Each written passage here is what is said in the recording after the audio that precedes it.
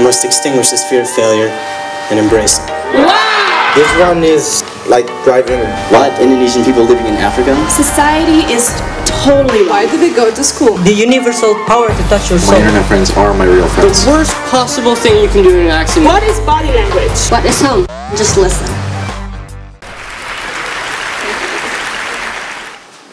Okay, I want everyone to try something for me. I want you all to turn to your imaginary friend and ask them, what is wonder?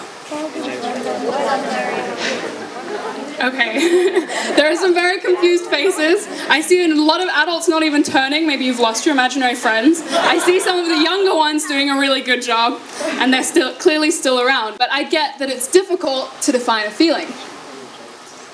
So, I'm going to start with the dictionary definition. And the dictionary says that wonder is a feeling of surprise, mingled with admiration, caused by something beautiful, unexpected, unfamiliar, or inexplicable.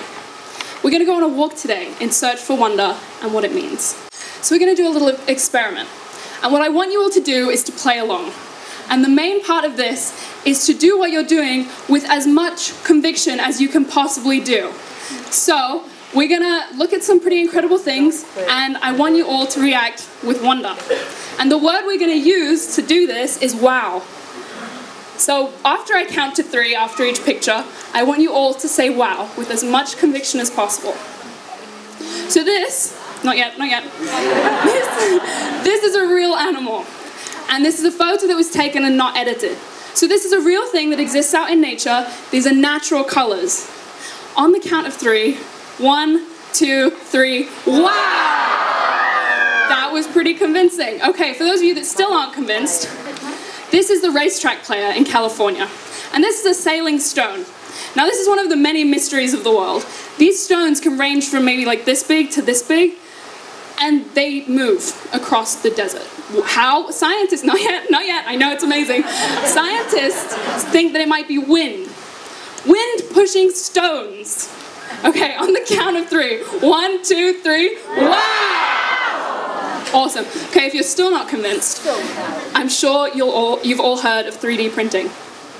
This is 4D printing. Do you know what that means? That means it's molecular self-assembly. That means you could go out and buy a coffee table, bring it home, go and get a drink, and you come back and your table's made itself. Okay, on the count of 3. 1, 2, 3, wow! Awesome. So that was pretty magical. And I don't mean cookie cutter, like rabbit out of a hat, card trick magical. I mean everyday magical. I mean the magic that surrounds us. And I've seen it especially at Green School. I went down to the grade 1 classroom because I wanted to be a part of the magic they were making. They were doing a unit on fairy tales. There's a very famous quote from Einstein that says, if you want your children to be intelligent, read them fairy tales. And if you want them to be more intelligent, read them more fairy tales. So I went down to the grade 1 classroom, and they were already doing this unit, and they'd written their own fairy tale stories, which was a lot more than I'd done in grade 1, and they had read various fairy tales, acted them out. They were scheduled to build a fairy house with a Laura Hardy. And I went down with them, and I asked them to draw their own mythical creatures for me. Something that maybe they'd seen, or heard, or imagined. So I went down, and I got them to draw these things for me. And they were super colorful and super exciting, and they even wrote stories about them with a little bit of help. And I was down in the grade 1 classroom, and if you're ever looking for conversation, go down to the grade 1 classroom, because they're the most talkative bunch of people I've ever met, other than maybe the grade 5s. So I went down to the grade 1 classroom, and there was a little boy who wasn't as engaged as the other kids. So I went over and sat with him, and we were picking colors for his animal, and he told me that he'd been to the beach the week before, and there'd been a dragon. And he'd walked along this beach, and he knew that there was this dragon in the distance, and he went with his friend, and there was water everywhere, and loud noises and waves, and he was so excited to go find this dragon. And his parents came up to him and told him it wasn't a dragon. They said, it's just the waves. It's just the way the waves are crashing. He looked really upset and disappointed. And so I turned to him and I said, sometimes the dragons don't let the adults see anymore. Because the adults aren't ready to believe, and they're not ready to be part of the magic. But if you keep believing, you'll still see dragons. And I mean, who's to say they don't exist? Dragons and fairies exist in books. They exist in our imagination, and they exist in our minds. And there's a quote that I really love that says that fairy tales don't teach little children that dragons exist. Kids already know dragons exist. They teach them that dragons can be beaten. And I think fairy tales are so crucial. And this visit to the grade ones just reminded me how important they were, because they foster imagination and growth and excitement.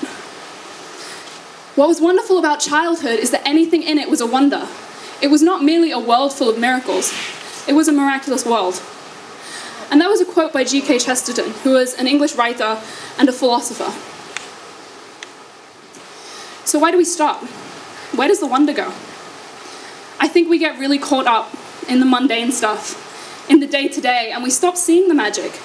But it's not like it disappears. We choose to stop seeing it. I mean, look around yourself. This is magical. You're in a bamboo building, in a school. You don't see that anywhere else in the world. But we choose to live our lives and go through it, not feeling amazed at stuff anymore. But that's our own choice. So I set up a project, because I wanted to open up the space for people to be amazed again, and for people to be inspired, and for people to be hopeful. And so I started the wishing wall, and if you haven't seen it, it's just down there at the admin building. And I started, and this was on its first day. I didn't have many people write on it, but I had a lot of kids come up to me, and the first people to see it were kindergartners and grade 2s. And they came up to me and they said, "Will you write me a wish?" I said, "Of course." So I spent my lunchtime writing wishes on the first day of the wishing wall. And it was the most rewarding experience, because you saw these kids wanting different things, and it wasn't necessarily material stuff. Someone wanted the treehouse they were building to end up really good. Another person wanted another sibling. So the wishing wall evolved, and it's been around for, I think, a couple of months now. And I wrote up simple instructions in case people didn't get it, and I was actually inspired by a project that had already happened. And they were the wishing trees in Pasadena that were set up by Yoko Ono for John Lennon. You may not have heard of it, but it popped up on my newsfeed because they were harvesting wishes. And I was like, wow, that's really magical. I should do that. That's cool. Like, who doesn't want to harvest wishes? It sounds like something out of a fairy tale. So I got excited, and this was super spur of the moment, and I went and cut up a bunch of paper, and I found a blackboard. It kind of appeared out of nowhere. And it evolved, and more people wrote, and I changed the sign a couple times, and it got really full. And this is it maybe only a week ago. But I still didn't see many parents writing on it, or teachers, until it got more and more full. Maybe they were afraid. Maybe they weren't ready to step into the space of wonder yet. But if you do go by and you see it, I implore you to write on it, because if nothing else, it'll give you a sense of hope and positivity. And what I kind of aim to do by doing this is to set up that space of positivity and allow people to step into it.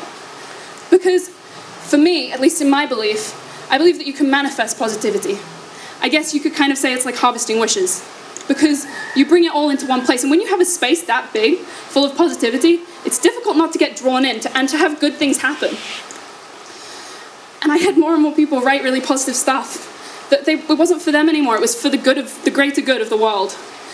And kids came up to me and said, "My wish came true the other day. Thank you." I was like the wishing fairy, and it was super unexpected. And so I had kids doing it, but I also had adults, and I had high schoolers coming up to me and saying, "My wish came true." I was like, wow, that's really cool, but it wasn't me, it was you. Because it wasn't me, I just set up this space. But this is everyone else putting their positivity and positive energy into that. And from positivity and from wonder and amazement, I think comes gratitude. And this is another quote from G.K. Chesterton that says, "I would maintain that thanks are the highest form of thought, and that gratitude is happiness doubled by wonder." So this is a story about JRR Tolkien. Has everyone heard of JRR Tolkien? Most people have heard of him. So he's considered one of the greatest authors of our age. Maybe not my age, maybe the age before. But he wrote the Lord of the Rings series. And he wrote the Lord of the Rings series, and people used to go on walks with him. He loves going on walks. People stop going on walks with him because he spends up to 20 minutes at his favorite plants. And they're the same ones every day. He takes the same walk. But he spends up to 20 minutes there because he's so amazed at life, at creation, at what these plants mean to him. And this is him looking at flowers in his home garden. And I think that amazement, and this is just a theory, but amazement leads to happiness, leads to gratitude, leads to health. I mean, if you're in that high mindset, if you're up there and you're grateful and you're thankful and you're happy, how can you not be healthy? Because you're channeling it through your whole being, and your body reacts to where your mind is. Positive thinking evokes more energy, more initiative, more happiness. So be amazed at everything. I mean, why not? And I don't mean go around and freak people out, because that's highly possible too. But go around and smile, and when you see something, or you're in a really bad mood, just take a second and look around, because everything is really amazing. And it's whether you choose to see it or not, because it's your own choice. Because I think that we're all miracles. You might agree with me.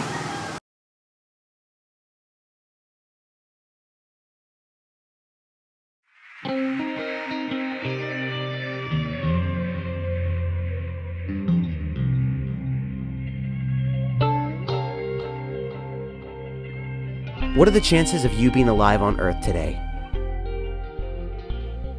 Not just as a species, but you specifically. Really? What are the odds? What are the chances of Earth being just close enough to the Sun to support life? What are the odds of Earth's first single-celled organisms just spawning out of inanimate nothingness? What are the chances of each step of evolution ultimately resulting in modern man? What are the odds of your mother and father meeting face to face, and then going on to have a child? What are the chances of the correct sperm and egg cells meeting to create you with all of your defining characteristics? What are the chances that the very same happened to your parents' parents, and so forth through all 50,000 generations of your lineage without a single death in the process? So what are the odds after all? That's a 1 with 900,000 zeros. Those are the odds of 30,000 consecutive coin flips all landing on their edge. Those are the odds of every resident of Alaska sneezing at the exact same time. Those are the odds of 100,000 people all winning the jackpot of the exact same lottery drawing. Those are the odds of being struck by lightning 1.2 thousand times in one day. That's just about impossible. And yet, against all odds, here you are.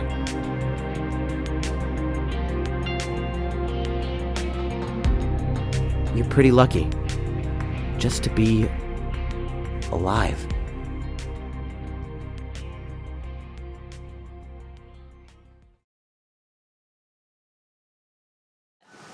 Do you remember that exercise we did earlier? I want you to say it one more time. 1, 2, 3. Wow! Thank you.